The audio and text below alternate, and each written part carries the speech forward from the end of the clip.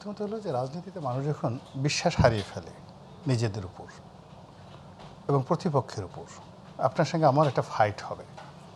তো ফাইট করতে গিয়ে যখন আমার কাছে মনে হবে যে আপনি প্রপার হয়তো আমার সঙ্গে ফাইট করবেন না, আপনার হাতে একটা বিষ মাখা চাকু আছে, ছোরা আছে, কুস্তি করতে করতে আপনি সেটা আমার পেটের মধ্যে ঢুকিয়ে দিতে পারেন। তাহলে এক্ষেত্রে কী হলো, আমি আপনাকে বিশ্বাস করছি না। সেকেন্ড থিং হলো, আমার নিজেকে বিশ্বাস করছি না যে আপনি এত শক্তিশালী, আপনার সঙ্গে আমি পারবো না। তখন দেখা গেল যে আমি নিজে আপনার পেটে চাকু মারার জন্য যা সন্ত্রাসের আশ্রয় নিলাম। রাজনীতিতে একই অবস্থা। রাজনীতিতে তখনই সন্ত্রাস আসে, মানে রাজনীতির সর্বোচ্চ যুদ্ধ হলো বাকযুদ্ধ।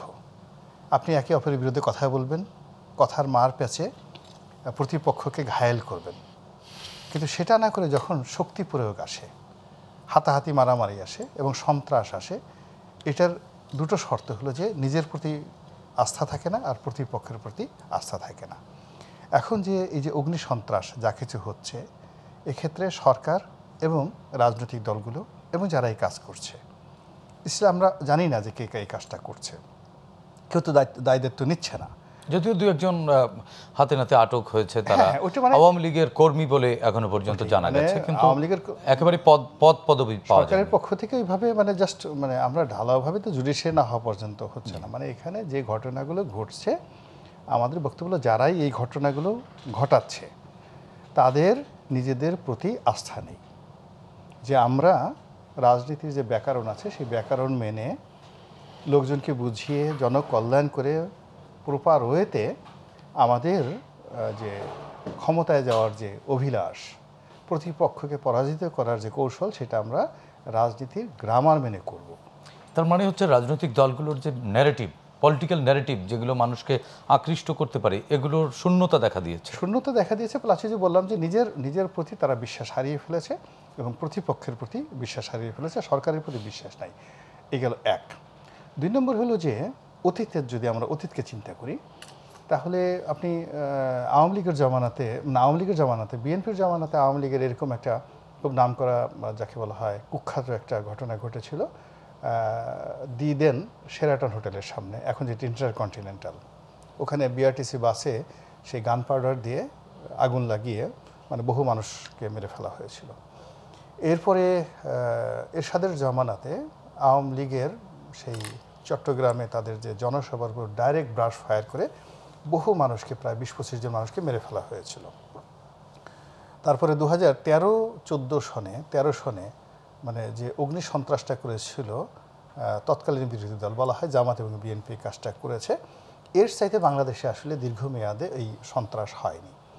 পরবর্তীতে আবার এটাকে বিএনপি জামাত তারা বলার চেষ্টা করেছে, আওয়ামী লীগ সরকার এটাকে ওন করে নিজেরা বিএনপি জামাতকে মানে অপদস্থ করার জন্য, তাদেরকে সন্ত্রাসী বানার জন্য এবং এটাকে অজনপ্রিয় করার জন্য তারা নিজেরাই কাজগুলো করেছে।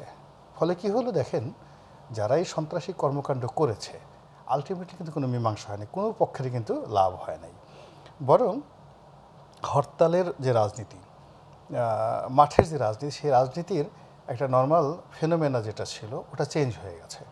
আগে যেমন দেখা গেল একটা হরতাল হতো, পিকেটিং হতো এবং ক্ষয়ক্ষতি কিন্তু সীমিত, এটা প্রকাশ্যই হতো, পুলিশের সামনেই হতো, এসে লোকজন দাঁড়াতো, রিক্সাওয়ালাদেরকে নামাতো, তাদেরকে 2-4টা চড় থাপ্পড় মারতো, পাম ছেড়ে দিত, এই পর্যন্তই। তারপরে বড় জোর 1-2টা ককটেল বিস্ফোরণ করতো, জনগণের মধ্যে কোনো ভীতি সৃষ্টি হতো না, ভীতির সৃষ্টি হতো, মানে তারা বলছে আমাদের এখানে যাওয়ার দরকার না, আজকে রিক্সা চালানো যাবে না। কিন্তু ওটাকে যখন রাষ্ট্রশক্তি প্রমোট করা শুরু করলো এর সাথে জমানার পর থেকে কৌশলে, বিশেষ করে 91 সাল থেকে ধীরে ধীরে দেখা গেল হরতালগুলোকে অকার্যকর যখন করার চেষ্টা করা হলো, গণতন্ত্রের যে স্বাভাবিক গতি সেটাকে বন্ধ করে দেওয়া হলো, তখন ধীরে ধীরে এটা সন্ত্রাসের রূপ নিল এবং সেই সন্ত্রাসটা বাড়তে আজকের যে জায়গাতে চলে এসেছে, এটা তো একেবারে রীতিমতো মানে যতটা না ক্ষয়ক্ষতি হচ্ছে এর সাথে 1000 গুণ ভীতি চারিদিকে ছড়িয়ে পড়েছে। যেমন গত 2-3 দিন ধরে রাজধানীর মানুষ কিন্তু চলাচলে অনেক সতর্কতা অবলম্বন করছে এবং সতর্কতা কোনো লাভ হয় না। সবচেয়ে বড় ব্যাপার হলো যে এখানে কিন্তু মানে আওয়ামী লীগেরকে যে ভয় পাচ্ছে নট লাইক দ্যাট, মূলত হলো যে সরকারের প্রতি যে বিশ্বাস এবং আস্থা। যেমন এর সাথে বড় সন্ত্রাস তো 2014 সনে করা হয়েছে, 2015-16 সনে করা হয়েছে। তো তখন সরকারের প্রতি মানুষের একটা আস্থা ছিল যে ইয়েস, গভর্নমেন্ট ক্যান প্রোটেক্ট আস, কিন্তু এখন যে অবস্থা হয়ে গেছে যে সরকার আমাদেরকে প্রোটেকশন দেবে, আমাদেরকে রক্ষা করবে, এই বিশ্বাস নাগরিকদের মধ্যে নাই।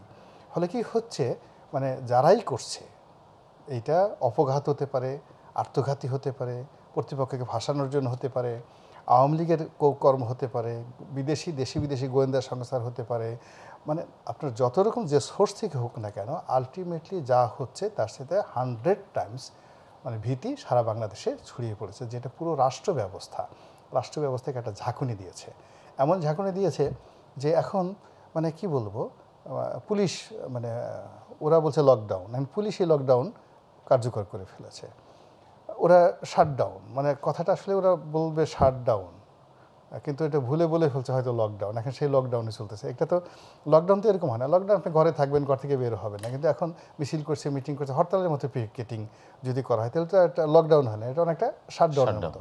তো সেই ওরা বলছে লকডাউন, আর আওয়ামী লীগ যেটা করছে তারা আসলে শাটডাউনের মতো কাজকর্ম করছে, হরতাল করতেছে। আর সরকার বেসিক্যালি লকডাউন প্রতিহত করতে গিয়ে, মানে শাটডাউন প্রতিহত করতে গিয়ে সরকার বেসিক্যালি এখন বলছে তোমরা লকডাউন পালন করো, তোমরা ঘরে থাকো, ঘর থেকে বেরিয়ে করো। সরকার জনগণকে ঘরে আটকাই দিচ্ছে, মানে পুরো জিনিসটা উল্টো হয়ে গেছে। এবং পুরো জিনিসটাই মানে আপনার বক্তব্যে এটা কি ধরে নিতে পারি যে সরকার কিছুটা সফল করে দিচ্ছে কর্মসূচি? মানে ওই তো সরকার তো অবশ্যই সফল করে দিচ্ছে কর্মসূচি, এটা হলো সরকারের বললাম না, তার নিজের প্রতি আস্থা নেই। মানে এর আগেও কিন্তু সেই আগের রিজিমে আমরা দেখেছি যে বিরোধী দলের কর্মসূচি কিছু হলে সরকার সেটি এমনভাবে কিছু অ্যাক্টিভিটি চালাতো যে সরকারি হরতাল চলতো না। এটা করেছে এই কারণে তো সরকারের পতন হয়েছে, মানে আওয়ামী লীগের পতন হয়েছে। তার মানে সেম পথেই এই সরকারও আছে। সেম পথে থাকবে না, কারণ হলো যে সেম কাজই করছে। আওয়ামী লীগ সরকারের যে ভুলগুলো ছিল সেটা হলো তারা মানে তাদের যে আইনগত ভিত্তি 14, 18, 24 তিনটে নির্বাচন আইনগত ভিত্তির ব্যাপারে তারা মুখে যা কিছু বলতো নিজেরাই সেটা বিশ্বাস করতো না। বর্তমান বাস্তবতাও অমনি। হ্যাঁ, এখন বর্তমান বাস্তবতা তারা বলতেছে আমরা বিপ্লবী সরকার, আমরা ওইটাই সরকার, কিন্তু তারা বলতেছে ঠিকই, কিন্তু তাদের মধ্যে সেই বিশ্বাসটা মানে দুটোই একেবারেই সেম প্যাটার্নে চলে যাচ্ছে ডে বাই ডে। রনি ভাই, এ বিষয়ে একটু সিনিয়র সাংবাদিক আজিজ ভাই আপনার কাছ থেকে একটু শুনতে চাই। আজিজ ভাই, দেখেন, আপনাকে ধন্যবাদ। মানে রনি ভাই কিন্তু একটি গুরুত্বপূর্ণ জায়গা তুলেছেন, যেটি হচ্ছে যে আস্থা এবং ভরসা কমে গেছে। ঠিক আগের সরকারের উপরে মানুষের যেমন আস্থা কমে গেছে, এই সরকারের প্রতিও মানুষের আস্থা কমে গেছে। দেখেন, এই যে বোম মারা এখন যা খুব বিচ্ছিন্নভাবে ঘটছে, এটা কিন্তু নতুন না। আপনি খেয়াল করে দেখেন, তত্ত্বাবধায়ক সরকারের আমলে পেট্রোল পাম্পে আগুন দেওয়া হয়েছে, 170 জন হরতাল করেছে, হ্যাঁ, এবং মানুষজনকে দিগম্বর করেছে, অনেক কিছু ঘটেছে বিএনপি জামাত মিলে। তা আমার বক্তব্য হচ্ছে, অভ্যুত্থানের পরে আমাদের প্রত্যাশাটা কী ছিল?